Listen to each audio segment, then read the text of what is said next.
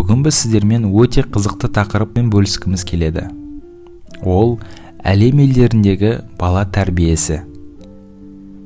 Отбасы бала тәрбиесінің ең алғашқы алтын ұясы. Баланың тәрбиелі болып өсуіне отбасы мен өскен ортасының тигізетін әсері мол. Бала тәрбиесі ұлт таңдамайды. Тәрбие барлық ұлтқа қызмет етеді.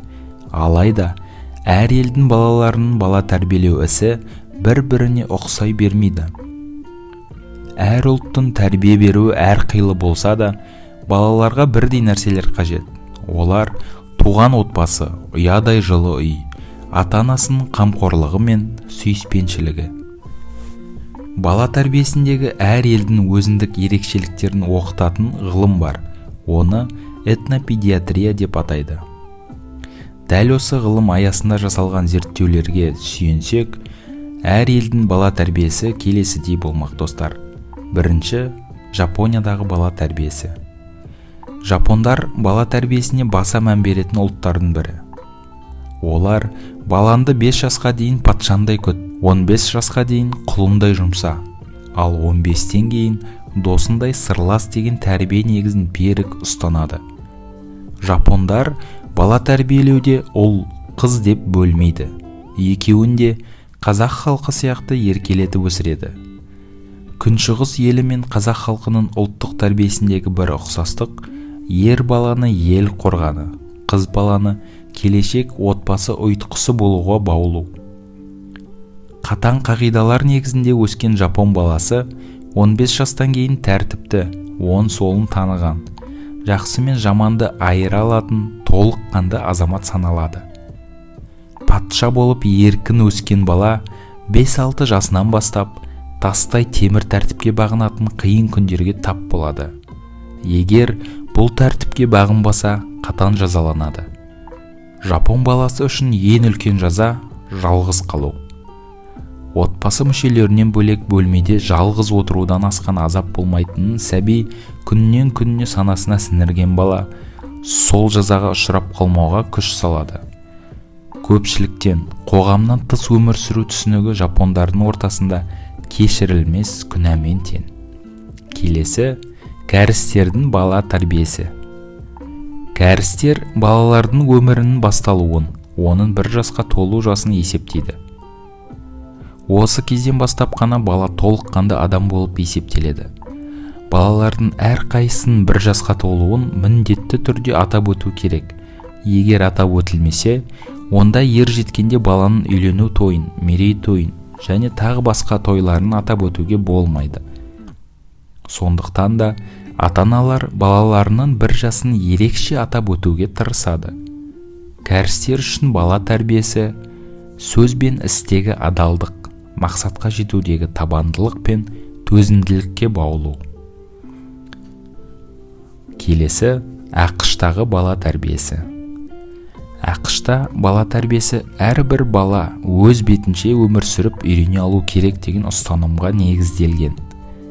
Көбінесе ата-аналар балаларының талап тілегін бірінші орынға қояды. Жылдам орындауға тырысады. Ал бұзықтық жасаған балаларын 2 түрлі тәсіл арқылы жазалайды. Біріншісі, ойыншықтарын алып қойып теледидар көруден шектеу. Ал екіншісі, орындыққа отырып, өзінің қате жасаған іс-әрекеті жайында ойлану. Отбасында баланы ұру қатаң түрде заңмен қудаланады. Қытайдағы бала тәрбиесі. Қытайлықтар балаларын кішкентайынан төзімді, сабырлы және қанағатшыл болуға тәрбиелейді. Аспан асты елінде тәрбиенің дәстүрлі стильдері еуропалық тәрбиеден мүлде өзгеше. Бала тәрбиесі мемлекеттік маңызы бар шаруа саналады. Қытайлықтар елде бала санына шектеу болғандықтан жақсы тәрбие беруге тырысады. Дегенмен, көп қытайлықтар отбасы жағдайларына байланысты балаларын ерте жастағы бөбекжайларға береді. Келесі, Израильдегі бала тәрбиесі. Еврейлер отбасында бала тәрбиесі қатаң бақылауда болады. Тәрбие беруде өзіндік ұстанымдары да бар. Мысалы, баланың әлжуаз, көп шағым айтуына жол бермейді. баланың көзінше ақша туралы сөйлеуге де болмайды. Себебі бала танымында маңызды дүние ақша қалыптасып, адамдық қасиеттерден алшақтай түседі деп ойлайды. Еврей отбасында жұбайлар бір-біріне ерекше құрметпен қарайды. Ата-ана арасында сыйлы қатынас болса, бала өзін батыл сезінеді екен. Олар баланы үнемі мақтап жүреді. Бұл оның туыла салғаннан басталады. Тіпті оның ең бірінші салған түкке тұрғысыз суреті үшін де мақтап отырады. Кез келген жетістігін барлық туыстарына, достарына хабарлайды. Келесі еліміз Үндістан. Үндістер балаларын қатаң ұстайды. Оларда ата-ана мен бала арасындағы достық қарым-қатынасты өте сирек кездестіресіз. Балалар кішкентай кезінен бастап ата-анасының таңдауына, қалауына мойынсұнып өседі.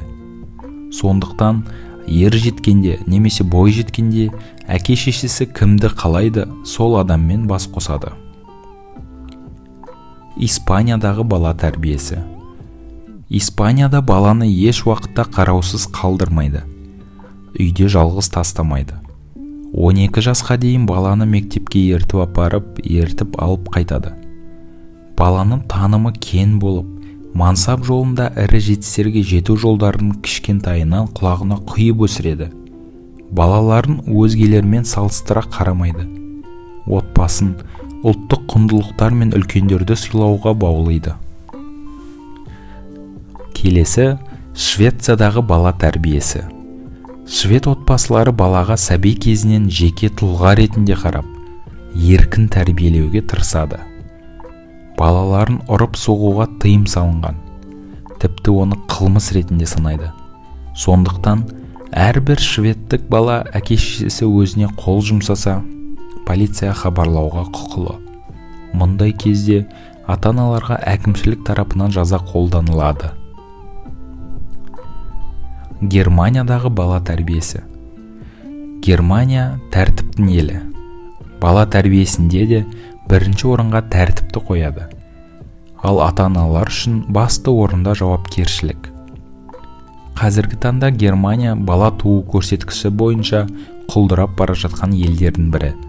Себебі жастар көбіне мансап қуып 30-дан аса, 40 жасқа таяғанда үйленеді.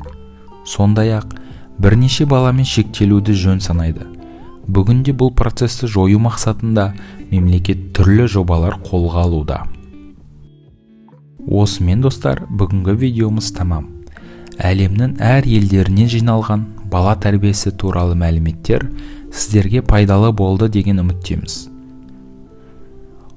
Сіздермен болған Оңай каналы. Каналға тіркеліп, лайк басуды ұмытпаңыздар.